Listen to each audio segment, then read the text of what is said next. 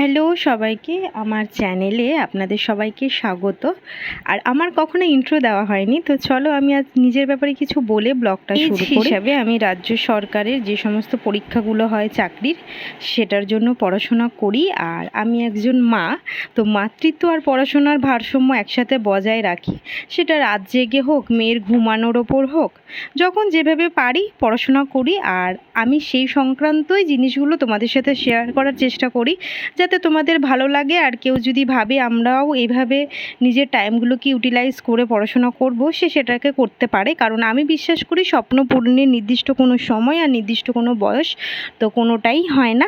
তো চলো পড়ার ব্লগটা শুরু করা যাক। আগের দিন রাতে শুধুমাত্র আমি ওই প্রাইমারির জন্যই পড়েছিলাম।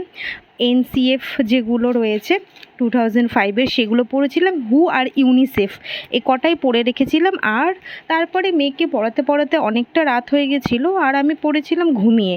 তারপরে করেছিলাম হচ্ছে হিস্ট্রির মধ্যে আমি দক্ষিণ ভারতের ইতিহাসটা শুরু করেছি, তবে বেশিটা পড়িনি, কারণ আমার মেন টার্গেট ছিল আমি 3টে ট্রান্সলেশন করব, যেগুলো খুব টাফ আর ইভেন যেগুলো মিসলেনিয়াস প্রিভিয়াস ইয়ারে এসছে।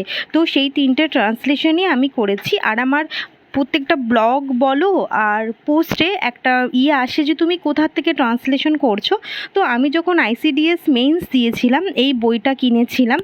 তো এই বইটা দিয়েই আমি প্র্যাকটিসগুলো করি। এখানে অনেক প্রিভিয়াস ইয়ার রয়েছে। তারপরে যাবতীয় ঘরের যা কাজকর্ম, কারণ ভিডিওতে পড়াশোনা দেখে শুধু মনে হলেও পড়াশোনা না, আমার পড়ানো, ঘরের সমস্ত কাজকর্ম করা, মেয়েকে হ্যান্ডেল করা। আর যেহেতু আমি একাই, আমাকে সব কিছু করতে হয় আমার মেয়ের জন্য আর আমার নিজের জন্য, আমার নিজের পড়াশোনার জন্য।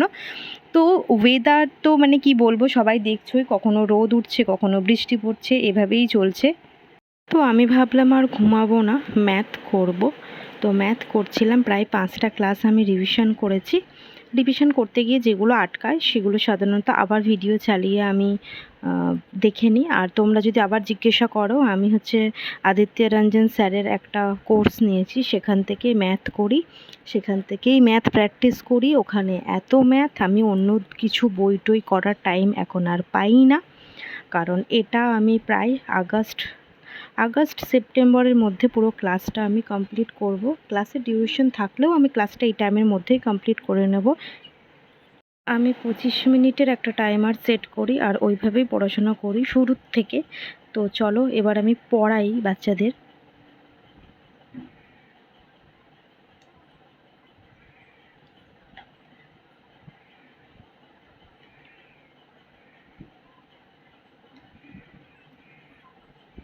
আমি আগে বাচ্চাদের পড়াতাম না, কিন্তু প্রাইমারি টেট ক্লিয়ার করার পর আমার ওদের পড়াতে ভীষণ ভালো লাগে।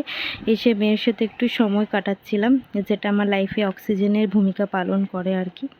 তারপরে বসেছিলাম আমি বাংলা টেস্ট দেব বলে। তো বঙ্গানুবাদ করেছি, ভাবার্থ করেছি, আর একটা রাইটিং ছিল, সেটা রিপোর্টটা আমি পারিনি, স্কিপ করে গেছি।